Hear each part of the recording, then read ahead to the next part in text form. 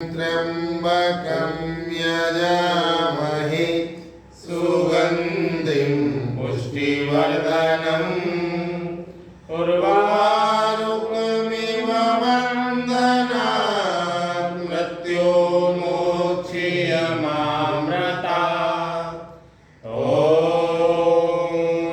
त्र्यंबकं यजामहे सुगंधिं पुष्टिवर्धनम् उर्वारुकमिव बन्धनात् मृत्योर्मोक्ष्यमामृतात्। ॐ त्र्यंबकं यजामहे सुगंधिं पुष्टिवर्धनम् उर्वारुकमिव बन्धनात् मृत्योर्मोक्ष्यमामृतात्। ॐ त्र्यंबकं यजामहे सुगंधिं पुष्टिवर्धनम् उर्वारुकमिव बन्धनात् मृत्योर्मोक्ष्यमामृतात्। ॐ त्र्यंबकं यजामहे सुगंधिं पुष्टिवर्धनम् उर्वारुकमिव बन्धनात् मृत्योर्मोक्ष्यमामृतात्। ॐ त्र्यंबकं यजामहे सुगंधिं पुष्टिवर्धनम् उर्वारुकमिव बन्धनात् मृत्योर्मोक्ष्यमामृतात्। ॐ त्र्यंबकं यजामहे सुगंधिं पुष्टिवर्धनम् उर्वारुकमिव बन्धनात् मृत्योर्मोक्ष्यमामृतात्। ॐ त्र्यंबकं यजामहे सुगंधिं पुष्टिवर्धनम् उर्वारुकमिव बन्धनात् मृत्योर्मोक्ष्यमामृतात्। ॐ त्र्यंबकं यजामहे सुगंधिं पुष्टिवर्धनम् उर्वारुकमिव बन्धनात् मृत्योर्मोक्ष्यमामृतात्। ॐ त्र्यंबकं यजामहे सुगंधिं पुष्टिवर्धनम् उर्वारुकमिव बन्धनात् मृत्योर्मोक्ष्यमामृतात्। जय श्री राम। श्री गजाननं भूतगणाधिसेवितं कपित्थजम्बूफलचारुभक्षणम् उमासुतं शोकविनाशकारिणं नमामि विघ्नेश्वरपादपङ्कजम्। श्री गुरुचरण सरोज रज निज मन मुकर सुधार मरणो रघुवर विमल जस नायक फलदार।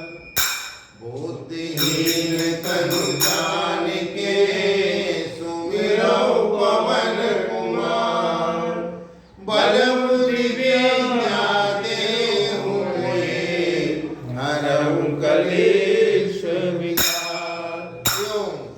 जय हनुमान ज्ञान गुण सागर जय कपीस तिहुरो संसार। रामदूत तुलित फल धामा अंजनी पुत्र पवन सुत नाम। महावीर विक्रम बजरंगी कुमति निवार सुमति के संगी कंचन वरण विराज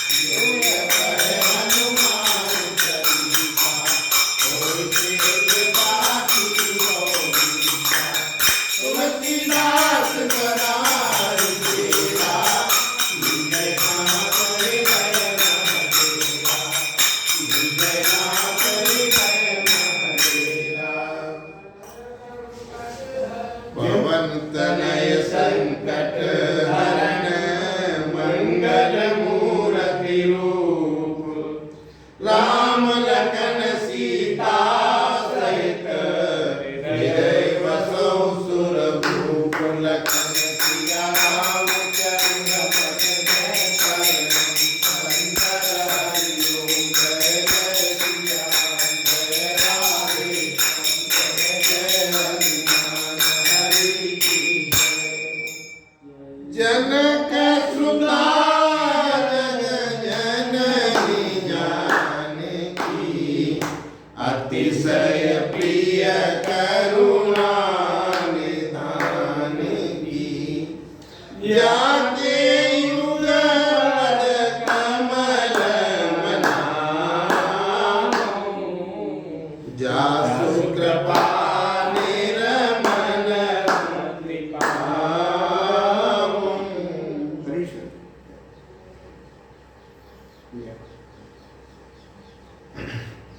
तो पार्वती जी क्या कह रही थी कि जन्म कोट लग रगर हमारी, और बरऊं संबुत नत रहूं कुआरी।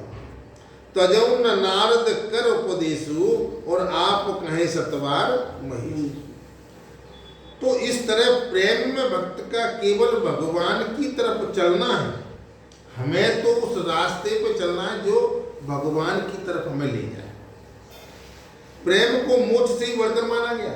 प्रेम से प्रकट होए में तुलसीदास जी कहते हैं कि हर व्यापक सर्वत्र समाना, और प्रेम से प्रकट होए में जाना।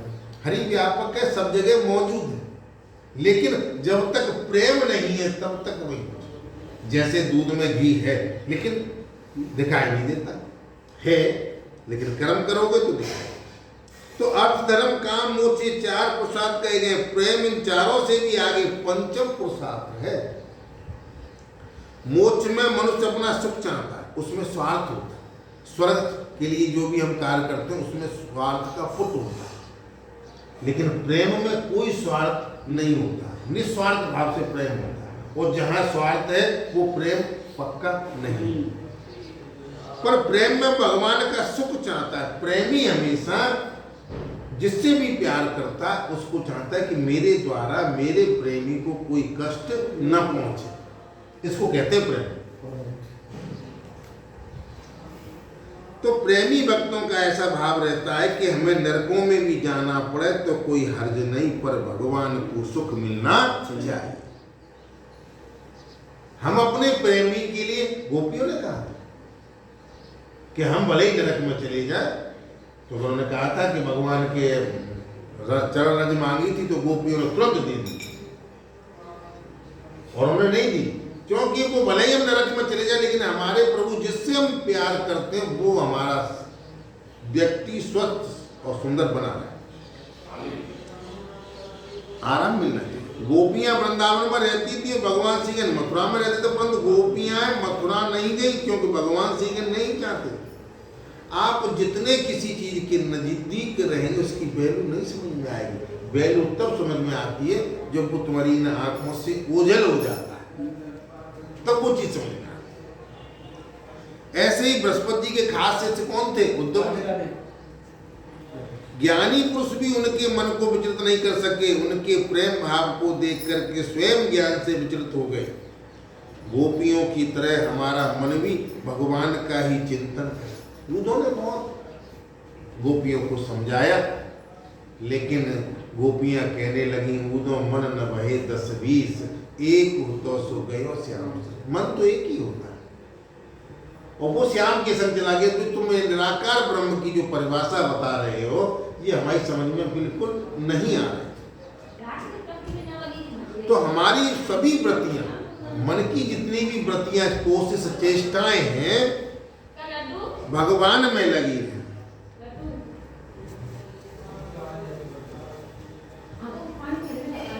राम नाम गंगा की धार बही जाए,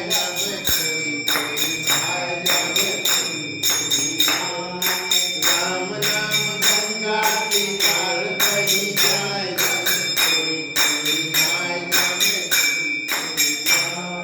ब्रह्मा विनाय गए, विष्णु विनाय गए,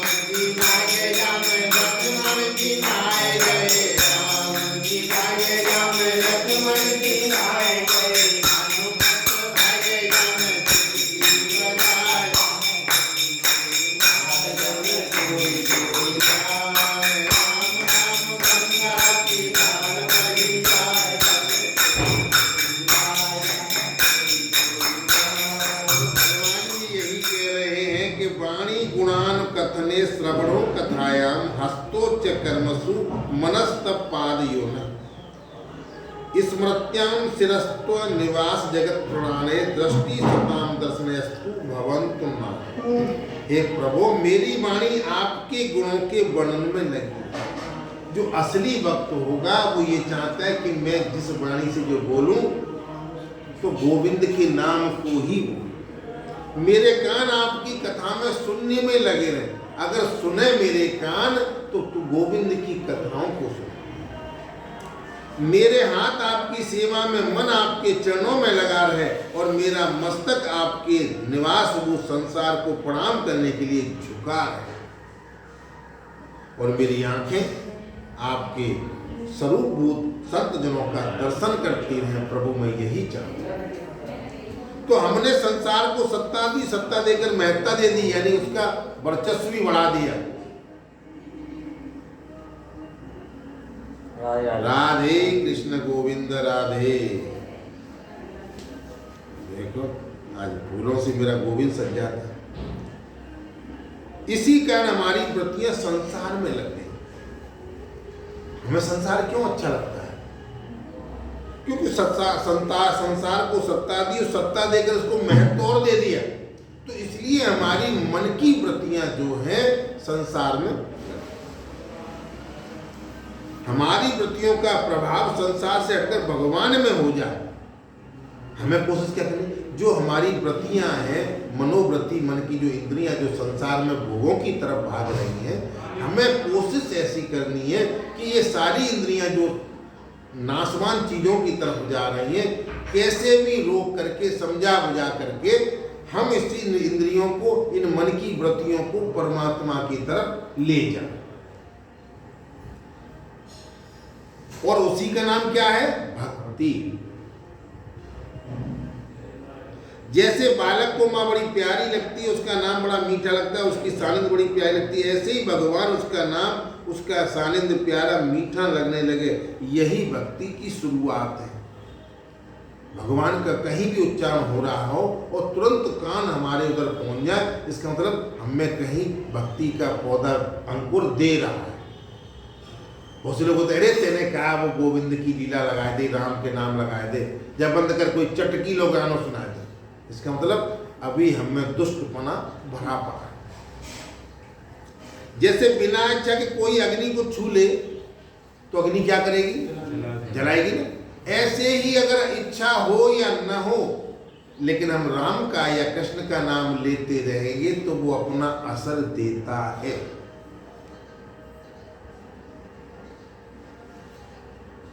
किसी भी रीति से मन भगवान में लग जाए, बहला करके, फुसला करके, किसी भी तरीके से मन भगवान में लग जाए तो वह कल्याण कर देता है।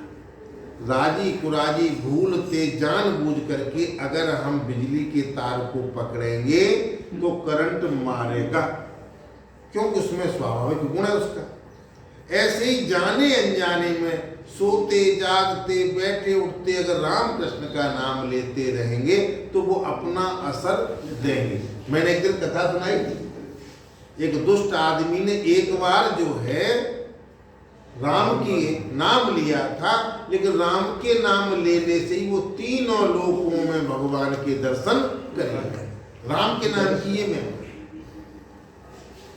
भगवान के साथ बैर भय द्वेष आदि भाव से संबंध जोड़ा जाए तो भी कल्याण करता। डर की वजह से, द्वेष की वजह से, जैसे कि कंस ने द्वेष करता था, भय, डर लगता था रावण को, कंस को भी डर लगता था। तो अगर किसी भी तरीका कोई भी हो, प्रेम का हो, डर का हो, भय का हो, द्वेष से भी हो, अगर कैसा भी संबंध भगवान के साथ जोड़ा जाए तो वो कल्याण ही करेगा। वह भक्ति नहीं है। भक्ति वही जिसमें भगवान के साथ प्रेम पूर्वक संबंध जोड़ा जाए। वो हम नाम ले रहे हैं, लेकिन ओरिजिनल भक्ति क्या है कि जब हम कभी भी भगवान का नाम लें तो हमारा मन, हमारा हृदय गदगद हो जाए, उमंग सी आए, एकदम फुरफुरी सी आ जाए। जैसे गंगा जी में माघ का स्नान किया जाता है और वैशाख में भी, और दोनों का महात्म समान है। तो माघ के स्नान में ठंड के कारण बड़ा कष्ट होता है। आदमी नहाता तो है माघ स्नान, लेकिन ठंड होती है और हवा भी ठंडी होती है और गंगा जी का जल भी ठंडा होता है। जब स्नान करते तब शरीर कांपने लगता है, शरीर में जगह जगह खून जम जाता है और हाथों से कपड़े नहीं उठाए जाते। परंतु वैशाख में क्या होता है? गर्मी होती है। तो वैशाख में स्नान में बड़ी खुशी होती है। गर्मी के समय गंगा जी के ठंडे जल में स्नान किया जाए तो बड़ा आनंद आता है। वैसे ही गंगा स्नान करने से चाहे सर्दी में करो चाहे गर्मी में फल तो मिलता है, लेकिन जो गर्मियों में नहाने से जो उमंग होती है, जो खुशी होती है कि नेक और नहाए, लेकिन जाने में कहा कि 5 डुबकी लगाई और सीधे निकलो। तो वही वो कह रहे हैं कि भगवान का नाम चाहे बैर से लो चाहे भय से लो द्वेष से लो, भगवान से संबंध जोड़ना जरूरी है, हमारा कर्तव्य है। और ये माघ का स्नान हो गया, अगर बैर से कर रहे हैं जैसे भी हम कर रहे हैं भगवान से संबंध। लेकिन जैसे बैसाख में हम नहाते हैं तो एक अलग सी उमंग होती है। वो एक बैसाख में नहावे से पाप कम हो जाते हैं या ज्यों करने से जी हो जाता है। लेकिन जब गर्मियों में बैसाख में जब हम नहाते हैं तो पहले तो तैयारी कर लेते हैं और एक बार की जगह 15 बार नहा। जिसको भी भक्ति का चस्का लग गया वो गोविंद की कथा को छोड़ ही नहीं सकता। तो प्रेम में भगवान बड़े अच्छे, बड़े प्यारे, बड़े मीठे लगते हैं। मऊ तक जब वैसा में माघ के महीने में ना तो राम राम राम राम जल्दी रह रहा था, अरे जल्दी कपड़ा पहनो, जल्दी करो, जल्दी को करो, राम राम। राम का नाम उस समय भी ले रहे हैं, लेकिन वैशाख में नदी में ही स्नान जाप चल रहा है, नाम को भी ले रहे। तो उनके गुण महिमा नाम आज सुनकर चित्त मस्त हो जाता है। जैसे ज्ञानी की अपने स्वरूप में आत्मरति होती है, यानी प्रीति होता है। ज्ञानी जो होता है, ज्ञानवान मनुष्य होता है, उसके स्वरूप अपने स्वरूप में वो अपने ही स्वरूप से प्यार करने लगता है। ऐसे ही भक्त भी भगवान से जब प्रीति हो जाती है तो उसे भगवान के अलावा फिर कोई अच्छा नहीं लगता। विचारों का खेल है। तो भगवान की ही चर्चा करता है, भगवान का ही ये। जब हमें गोविंद से प्यार है तो गोविंद के नाम की चर्चा सुनेंगे, गोविंद के नाम की कीर्ति गाएंगे और उसको भगवान का ध्यान नहीं करना पड़ता। उसे मन को एकाग्र नहीं, मन की जैसे कहा था कि अर्जुन मन को रोकना बड़ी कठिन बात है, जैसे हवा को मुट्ठी में लेना। लेकिन जब आप शुरू से ही हम अभ्यास कर रहे हैं, किसी से प्रेम कर रहे हैं, तो जैसे ही हम बैठेंगे तुरंत हमारी लिंक जो है, तार जो है परमात्मा से जुड़ जाएगी। हमें जो लीला कथाएं सुनी है ना, एक एक चीज का हमें स्मरण और चित्रण बनता हुआ चला गया। जो चीज देखी, जिस चीज का हमने स्मरण किया, उसको हमें याद आता है। तो भगवान ही ये सुनता है, उसको भगवान का ध्यान नहीं करना पड़ता, उसके द्वारा स्वतः भगवान ध्यान में आ जाते हैं। बुलाने नहीं पड़ते, आ जाते हैं। जैसे भूखे को अन्न स्वतः याद आता है और झिके हुए आदमी को अन्न की अरे खाए, मतलब तो झिका हुआ अन्न की वैल्यू कौन जानता है? जो भूखा है वो जानता है। और स्वाद भी वो भूखा ही बता सकता है कि स्वाद कैसा है। वो जो झिका हुआ है खाए तो समझ जीने वाले का स्वाद क्या।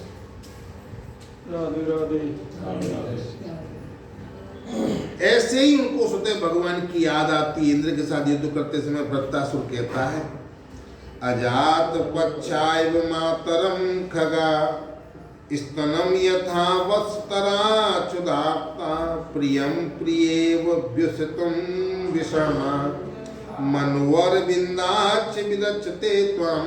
जैसे पक्षियों के पंखहीन बच्चे अपनी माँ की प्रतीक्षा करते हैं। बच्चा कब तक?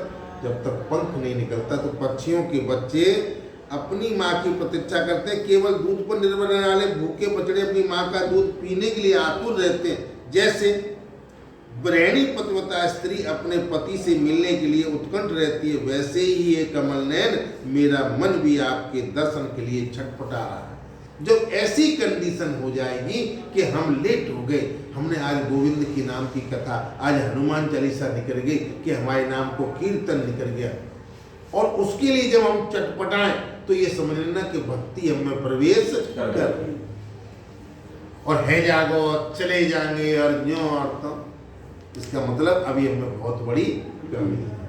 ये मैं नहीं कह रहा। तो सर्व सौभाग्य विधि में आपको छोड़कर स्वर्ग, ब्रह्मलोक, भूमंडल का साम्राज्य, रसातल का इच्छा, राज योग की सिद्धियां, यहाँ तक कि मोक्ष भी नहीं चाहता।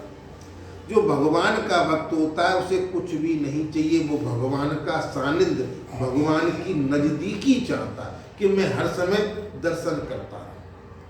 गोपियां यही तो करती थी। जब भगवान श्री कृष्ण जब गाय चराने चले जाते थे तो गोपियां उनके रूप माधुर को अपने हृदय में बसा करके उनकी एक एक अंग अंग की व्याख्या करती रहती और पूरा समय व्यतीत कर देती, और गृह कार्य भी करती थी। ऐसी बात नहीं कि रोटी न बनाए रही हो, कि मठा न चलाए रही हो, ऐसा कुछ भी नहीं, लेकिन इंतजार कर मन उन गोविंद के पास चला गया। जैसे ही उन्हें मालूम पड़ा कि गोधूल का समय हुआ और मेरे प्राण वल्लभ आ रहे होंगे, तो घर पर निकल के दरवाजे के बाहर खड़ी हो जाती थी, और जब तक दर्शन नहीं कर लेती थी तब तक उनको तृप्ति भी नहीं होती। जैसे शरीर का भोजन करने के लिए, शरीर का जो हष्टपुष्ट करने के लिए भोजन की आवश्यकता होती है, वैसे ही आत्मा का भोजन भजन है, भगवान के दर्शन है, भगवान के नाम का कीर्तन है। अगर हम इसे नहीं करते तो अभी हम बहुत अधूरे। एक घड़ी आधी घड़ी आदि में हरिया नहीं कि 1 घंटा का कि आध घंटा, अगर 2 मिनट का समय मिला है और 2 मिनट आप सुकून से हैं तो भगवान का भजन जरूर करें। तो प्रेमी व्यक्ति मुक्ति नहीं चाहता, क्योंकि बंधन होने से मुक्ति की इच्छा होती है। संसार में राग होना ही बंधन है। जितना हम इस संसार से प्यार करेंगे ना, तो उन बंधनों से बनते चले जाएंगे, और फिर उनकी जिम्मेदारियों का बोझ होना पड़ेगा। वे गुस्सा नहीं जाए, बिनते हमारा बहुत मेल जोल है, बिन नाराज नहीं है, कब तक मनाओगे? इतनी खुशामद इनकी करो, इतनी गोविंद की करो। है गोविंद सबके अंदर ही, लेकिन है तो सांसारिक। तो प्रेमी भक्तों में सांसारिक राग रूपी बंधन रहता ही है, उसका तो बस एक ही बंधन रहता है। अब तो बंध मोक्ष की इच्छा व्याकुल कभी न करती है, मुखड़ा ही नित नव बंधन है और मुक्ति चरण से झरती है। भगवान का मुख ही भक्तों के लिए बंधन है, जो नित्य नया नया महसूस होता है। बाकी बिहारी वही है, लेकिन आप जितनी बार जाओगे तुम्हें उतना ही अलग रूप दिखाई देता है। कितनी भी बार जाओ, दिखते नहीं। इसलिए भक्ति का रस प्रतिक्षण स्वाभाविक बढ़ता रहता है, दिन पर दिन भक्ति बढ़ती रहती है। और ज्ञान का आनंद तो अखंड शांत एक रस रहता है, पर भक्ति का आनंद अनंत होता है। ज्ञान की एक सीमा है, कहीं एक ब्रेक लगा देते हैं, लेकिन भक्ति दिन पर दिन बढ़ती है। जैसे सबरी जो मैंने कई बार कहा, ऐसे भक्तों के नाम लेने से भी हमारे पाप जो है क्षीण हो जाते। न मंत्रों को जानती थी, न क्रियाकलाप को जानती थी, लेकिन उसे विश्वास था और वो भक्ति करती। देखिए राम मेरे आए, धीरे धीरे दिन दोगुनी चौगुनी यानी सेवा बढ़ती गई। आज यहाँ तक झाड़ा, कल और झाड़ा, कल और झाड़ा। तो साधु संतों को बड़ी सुविधा होती, तो वो भी अंतरात्मा से आशीष देते थे। ऐसा कोई भक्त है जो इस रास्ते को साफ कर देता, नहीं कांटे लग जाते, कभी कंकड़ लग जाते, कुछ नहीं भी चाहते थे। संसार में सब तरह के लोग हैं। श्री कृष्ण गोविंद हरि मुरारी, हे नाथ नारायण वासुदेवा। श्री कृष्ण गोविंद हरि मुरारी, हे नाथ नारायण वासुदेवा। हे नाथ नारायण वासुदेवा, हे नाथ नारायण वासुदेवा।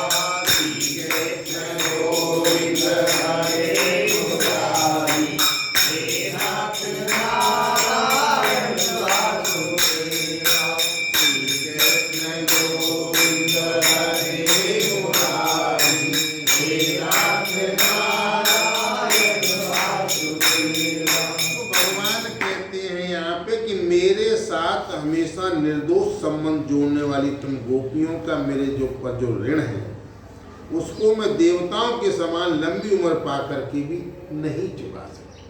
इसलिए गोविंद कहते हैं गोपियों मुझको और ऋणी बना दो, मैं आपके ऋण से दबा ही रहूं, कभी मेरे अंदर अहंकार न आ जाए। कारण के बड़े बड़े ऋषि मुनि भी घर की जिस ममता रूपी बेड़ियों को सुगमता से नहीं तोड़ पाते। ऋषि मुनि हम जैसे ग्रस्त कामी मनुष्य तो इस बंधन को तोड़ ही कैसे पाएंगे जो इतने साल से लगे हुए हैं। ऋषि मुनि जंगलों में तपस्या कर रहे हैं लेकिन वो भी कभी कभी मन गृहस्थी की ओर चला जाता। गृहस्थी की ओर मैंने बहुत सुनाया था कि राम जी ने विलाप क्यों किया सीता के वियोग में, क्योंकि ऋषि महात्माओं का मन स्त्री की ओर खिंच गया। अभी तो तैयारी कर ली सबने, पत्र इकट्ठे कर ले कि राम जी तो आ ही रहे, नेक पे छुआ देंगे, सुंदर बन जाएंगे। सब ऋषि मुनि ने पत्र इकट्ठे कर ले और काट छाट के बनाए ले, काम ने 2 इकट्ठे कर ले, बने 4 कर ले कि भगवान जी के पैर छूंगे तो 4 स्त्री बन जाए, काय को भजन करे।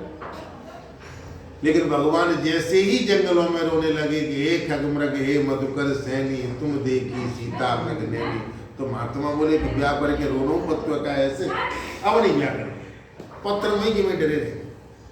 अगर ये भगवान लीला नहीं करें तो ये मनुष्य जो है कभी भगवान का भजन करे ही नहीं, ईश्वर के प्रति उसका झुकाव हो ही नहीं। भगवान ने जैसी लीलाएं अज्ञानियों को ज्ञान दिया, तो बड़े बड़े ऋषि मुनि भी ममता रूपी बेड़ियों को सुगमता से नहीं तोड़ पाते, उनको तुम लोगों ने तोड़ डाला।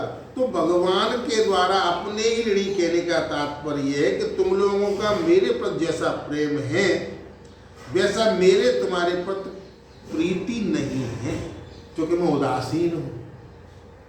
तुम मुझसे प्यार करते रहो, ठीक है, गोपियां करती थी, लेकिन कह रहे कि मैं तुमसे इतना प्यार नहीं करता। कारण कि मेरे को छोड़कर तुम्हारा और किसी में किंचित मात्र भी प्रेम नहीं है। मुझे पता है कि तुम मुझसे ही प्यार करोगी, किसी और से कर नहीं सकती, और वो तो बहुत अंत्य करना क्या बाबा, पूरी सृष्टि पड़ी हुई है, पर मेरा अनेक भक्तों से प्रेम है, मैं तुम्हारे साथ बराबरी नहीं कर सकता। जैसे तुम मेरे सिवा किसी को नहीं मानती, ऐसे मैं भी तुम्हारे सिवा किसी को न मानूं, तभी बराबरी हो सकती है। परंतु मेरे तो अनेकों भक्त हैं। थोड़ा सा अहंकार हो गया था रास रचाते समय, भगवान ने कहा कि देखो इन्हें अहंकार है, वो अहंकार काव को ना मैं भक्तों के ऊपर डाल देता हूँ। लेकिन गोपियां कह रही हैं कि वो तो बड़ी सौभाग्यशाली है, तो करेंगे तो मेरे ही संग, और भगवान को अहंकार पसंद नहीं। परंतु मेरे अनेक भक्त हैं जिनको मैं मानता हूं, इसलिए मैं तुम्हारा ऋणी हूं। ये दरबार दीन को आदर रीत सदा चले आए। जो दीन होते हैं, जो कमजोर होते हैं, भगवान कह रहे हैं, जो कमजोर होते, गरीब होते, छोटे होते, शरणागत होते, केवल भगवान के परायण होते हैं, उनका आदर भगवान के यहाँ होता है। इस संसार में उनका आदर नहीं होता। इस संसार में तो मौदे के टीका हो तो जे मलूक हैं, पैसा वाले आवसा कुर्सी डाल देंगे, लेकिन दीनहीन शरणागत की तो सम्मान भगवान के यहाँ होता है। जो भगवान से प्रेम करते करते अगाते नहीं, जीव नहीं कि तुम एक दिन ही प्रेम करो। बहुत से लोग का होता है कि रिश्तेदार आए तो आवत ही कि हम सबसे पहले कहा बनेगी पूरी, रिश्तेदार आए और फिर संजय का बनेगी पराठे, और अगले दिन कहा बनेगी रोटी। ये गलत बात। तो वो प्रेम का नेक देर में ही झड़ेगा वो।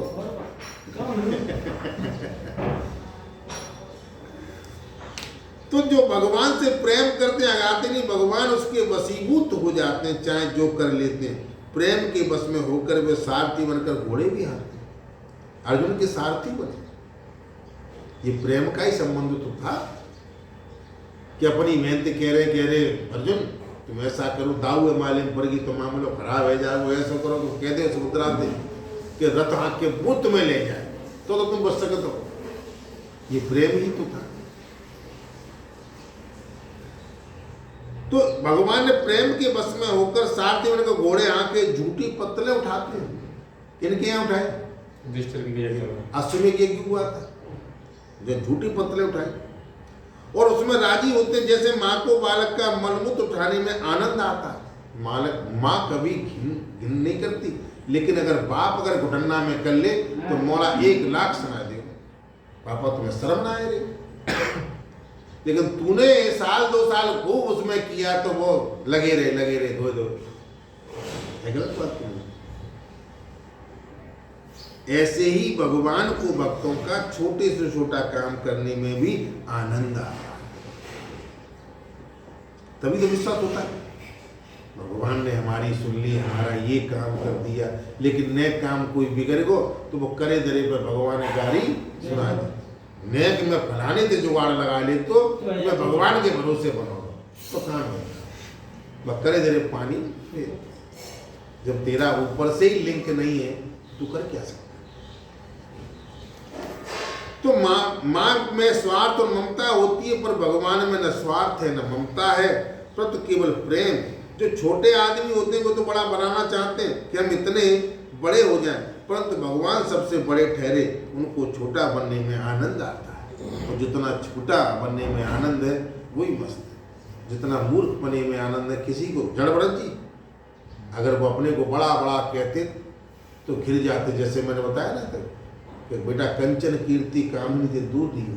सुनिए कथा, सुनिए लाला कंचन कीर्ति कामनी की, जो ना सुनी अच्छा। तो ये तीनों चीजें हमें गड्ढे की तरफ ले जाती। ये थोड़ी देर के लिए हमारे मन को संतुष्ट करती कि हमने ये कर लिया या ये चीज देख ली, लेकिन उसके बाद जब मन में जब चिंतन करो तब घिन सी आती। मैं तो हूं भगवान का दास भगत मोरे मुकुटमणि। भगवान कहते हैं कि मैं तो हूं भगतन का दास। कभी अपने आप को दास ही माना उन्होंने, और भगत मेरे मुकुटमणि, मेरे मुकुट में जो मणि लगी है वो मेरे भगत हैं, मेरे भक्त हैं। इसलिए भगवान भक्तों की महिमा गाते हुए तृप्त नहीं हो। ये भक्ति की महिमा है। और भक्ति 2 प्रकार की होती है, साधन भक्ति और साध्य भक्ति। साधन भक्ति से साध्य भक्ति प्राप्त होती है। आपको रास्ता तो चुनना पड़ेगा, किसी एक रास्ते पर तो चलो। ये भी भक्ति है। गोविंद के नाम का कीर्तन करना, गोविंद के नाम की कथा सुनाना, ये भी भक्ति। तरीका लगना, मंदिर में झाड़ू लगाना, ये भी भक्ति। भगवान के मंदिर को झाड़ू बोना, भगवान को वस्त्र पिलाना, भगवान को फूल ले जाना, ये भी भक्ति। जैसे हनुमान जी ने कहा कि मुझे सेवा दे, क्या कछु न मिले तो चुटकी बजाए भी किसी वाले ने, ये भी भक्ति है। साधन भक्ति 9 प्रकार की, उसको कहते ही नवदा भक्ति। श्रवण कीर्तनम विष्णु स्मरणम पाद सेवनम अर्चनम वंदनम दास्यम संख्यात्म निवेदना, ये नवदा भक्ति। नवदा भक्ति कौन कौन को दी थी पता है? भगवान राम ने सबरी को नवदा भक्ति सिखाई। श्रवण कीर्तन स्मरण पाद सेवन अर्चनम वंदनम दास्यम संख्यम आत्म समर्पण, ये नवदा भक्ति है। इसके 3 प्रकार के भेद हैं। श्रवण कीर्तन स्मरण, इन तीनों में भक्त अपने को भगवान से दूर समझता है। नवदा भक्ति, क्योंकि हम कथा सुन रहे तो भगवान वृंदावन में होंगे, हम उससे दूर हैं। कीर्तन करता है, और जब कथा सुनी, कीर्तन किया, फिर आ गया स्मरण, याद रख। तो इन तीनों भक्त अपने को भगवान से दूर समझता है। पाद सेवन, अर्चन और वंदन, इसमें क्या होता है? इनमें भगवान नजदीक दिखाई देते हैं। पाद सेवन करोगे, भगवान के अगर मूर्ति के पास सेवा करोगे, पूजा आरती करोगे, वंदना करोगे, तो इन तीनों में भक्त भगवान को नजदीक समझता है कि भगवान सामने है। कथा सुनना, कीर्तन करना, याद करना, इससे दूरी बनी हुई है। समझ रहे? दूरी और नजदीक। नवदा भक्ति की पहली श्रेणी क्या है? श्रवण, सुनना। दूसरी से सीढ़ी क्या है? कीर्तन। जब हम सुनेंगे तो उससे प्रेम होगा, प्रेम होगा तो फिर हम उसके नाम का कीर्तन करेंगे, और कीर्तन करने के बाद तीसरी श्रेणी जो है, सीढ़ी जो है, उसको कहते हैं स्मरण। सुन ली सब कुछ और लेकिन भूल गए, क्या मतलब? ये नवदा भक्ति की 3 सीढ़ी ऐसी हैं जिन पे अगर आप चढ़ गए तो फिर पाद सेवन, फिर भगवान से प्यार हो जाएगा, और भगवान की हर चीज से प्यार हो जाएगा। तो फिर सेवा करेंगे, अर्चन पूजा पाठ करेंगे, वंदना करेंगे। तो दास से संख और आंख सुनाना, इन 3 भावों में भक्त भगवान को बहुत नजदीक समझता है। दास्य भाव होता है तो इससे मालूम पड़ती है कि स्वामी मालिक बिल्कुल नजदीक से बातें कर रहे हैं। दास संख यानी दोस्त, दोस्त कभी भी दूर नहीं होते, वो मनोभाव को समझ जाते कि मेरे दोस्त को क्या तकलीफ है और मेरा दोस्त का। दास सांख और कौन सा रह गया? आत्मसमर्पण, अपने आप को समर्पण कर देना, ये और नजदीकी हो जाती है। हम उसी को समर्पण करेंगे जो पास होगा। वो दूर बंबई बैठा है उसे कैसे समर्पण करेंगे? जो पास है तभी तो हम उसको निवेदन आप समर्पण करेंगे। इन 3 भावों में भक्त भगवान को बहुत नजदीक समझता है। इस प्रकार सुनने से लेकर आत्मसमर्पण तक भक्त क्रमशः अपने को भगवान के नजदीक मानता है, और आत्मसमर्पण में भक्त हमेशा भगवान में तल्लीन हो जाता है। और यही आखिरी सीढ़ी है। सुनने से, कीर्तन करने से, स्मरण करने से, पाद सेवन, अर्चन वंदन करने से, और दान साख और आत्मसमर्पण जो लास्ट सीढ़ी है नवदा भक्ति की, सोई मनुष्य का कल्याण हो जाता है। उसे अपने चिंतन में मस्त हो। लेकिन शुरुआत कहाँ से करनी पड़ेगी भाई? एमए की क्लास में जाने के लिए छोटवा बड़वा छोटी ई तो सीखनी पड़ेगी। आपको कथा तो सुननी पड़ेगी, और कथा के बाद दूसरी श्रेणी में आपको कीर्तन तो करना पड़ेगा, और फिर उसको स्मरण करना। आप एमए की क्लास में यूं ही नहीं चले जाएंगे। केजी में दाखिला, और केजी में दाखिला नहीं लिया और सीधे ब्रह्म की बात है नवदा भक्ति पे पहुंच गए, कुछ नहीं। भक्त पहले दास भाव होता है जिसमें भगवान को मालिक और अपने गुण का दास मानता है, और कबहू जी न कहे कि मैं भगवान के ऊपर हूं। बाबा कबू को कहते मैं जानती हूँ। जिसमें वो भगवान को मालिक अपने को दास मानता है, इस भाव से संकोच लज्जा होती है कि मैं दास हूं, और दास कभी बढ़ चढ़ के बात नहीं कर सकता, क्योंकि मालिक के सामने। और दासों की दास, तुलसीदास जी ने तो कहा है कि मैं तुलसी जो तुम्हारी प्रेयसी है, दासी है, उसका भी दास तुलसीदास। कह रहे थे सीता जी से एक बार कि माँ कैसे के तुलसीदास पूरे, जब सीता जी के दर्शन करते थे तो सीता जी जवान थी, लेकिन तुलसीदास दर्शन करते थे तो वो सीता जी को माँ कहते थे कि माँ, लेकिन सिफारिश कर दी है प्रभु थे तुम्हारी ने सुन लेंगे, कह दियो कि मैं डायरेक्ट नाम मन लियो, तुम्हारी प्रियसी कौन? तुलसी, तुलसी का भी दास तुलसीदास। कह रहे हो कि नेक अगर मेरी तुमने निगाह कर ले मेरी तरफ तो सारी जिंदगी तुम्हारे गुणानुवाद करता। अगर हम पे गोविंद की नेक भी निगाह दृष्टि पड़ जाए तो हमारा कल्याण हो जाए। कितनी योनियों से हम भटक रहे हैं, कितने जन्मों को हम ले चुके, और कितनी फाएं हम कर रहे हैं, ये सारी टेंशन ही खत्म हो जाए। नेक निगाह भगवान को नेक कर कमल नेक ही सिर पर रख जाए तो कल्याण हो जाए। सबसे बड़ा तो वो केवट हो जी भर के, तो भगवान के पैर धोए मस्ती ले रहे हो जी भर के। अब भगवान बोले भाई एक टांग है तू उठा ले, तो एक टांग है मैं कब तक खड़ा रहूं? कि प्रभु ऐसा करो सहारा ले लो, कब बिना सहारे की गाड़ी कैसे टिकेगी? कि सहारा कौन को लो कि जाते हैं मूड बदल दे। कलाकार तो वही 3 लोग के स्वामी का हाथ जब मूड पर रखा है तो वो बिगड़ खाते जा।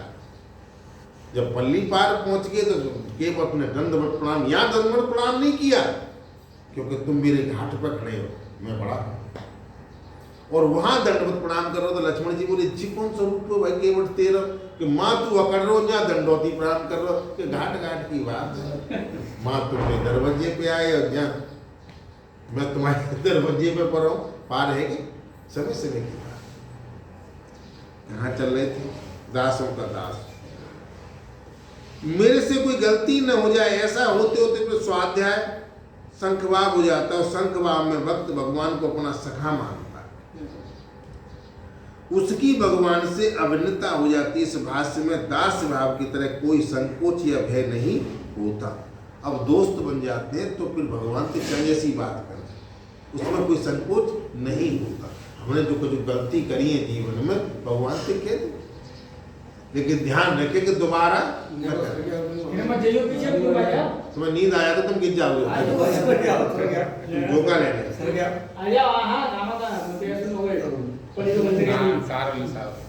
तो भगवान सखाओं के साथ खेलते हैं, खेल में हार जाते हैं, पर कहते हैं कि मैं तो जीत गया। तब सखा अपने को खेल से बाहर कर देते हैं और कहते हैं कि तुम हमें अपने साथ खिलाओगे ही नहीं, तुम्हारी गाय अधिक हो गई तो क्या तुम बड़े आदमी हो गए? तो भगवान के प्रभाव का ज्ञान होते ही गोपियां भगवान को सखा मानती और कहती हैं, हे सखे, आप केवल यशोदा के पुत्र नहीं है, प्रति समर्पण प्राणियों यानी संपूर्ण प्राणियों की आत्मा, अंतरात्मा के साक्षी हैं, और ईश्वर वास्तव में हमारे हृदय की एक एक भाव को जानता है। अंतरात्मा के साक्षी ब्रह्मा जी की प्रार्थना सुनकर विश्व की रक्षा के लिए आप यदुकुल में पैदा हुए। तो आत्मसमर्पण में भक्त अपने आप को भगवान के अर्पण कर देता है। तेरा तुझको अर्पण क्या लागे मेरा। जब तक ऐसा नहीं कहेंगे, अब तो हम झूठ बोलते हैं, क्योंकि न तो भगवान का जो समर्पण करें, उनके पास अपनी कहलाने वाली कोई चीज ही नहीं रहती, सब चीज भगवान की हो जाती है। और जब ऐसे भाव हमारे अंदर आ जाएंगे,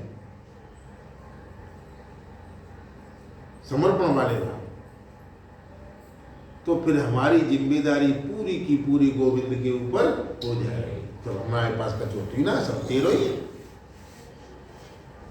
तो अपना शरीर, अपनी इंद्रियां, अपना मन, अपनी बुद्धि, अपने प्राण, अपना अहम सब भगवान का हो जाता है और अपना नहीं रहता। इस प्रकार आत्मसमर्पण के बाद सांख्य भक्ति, प्रेम लक्षणा भक्ति प्राप्त हो जाती है। और प्रेम लक्षणा भक्ति में कौन भक्त है, कौन भगवान है, कौन प्रेमी है, कौन प्रेमा, इसका पता नहीं चलता, सब एक हो जाते हैं। ये तो मैंने सुनाई तुम्हें भक्ति के प्रकार।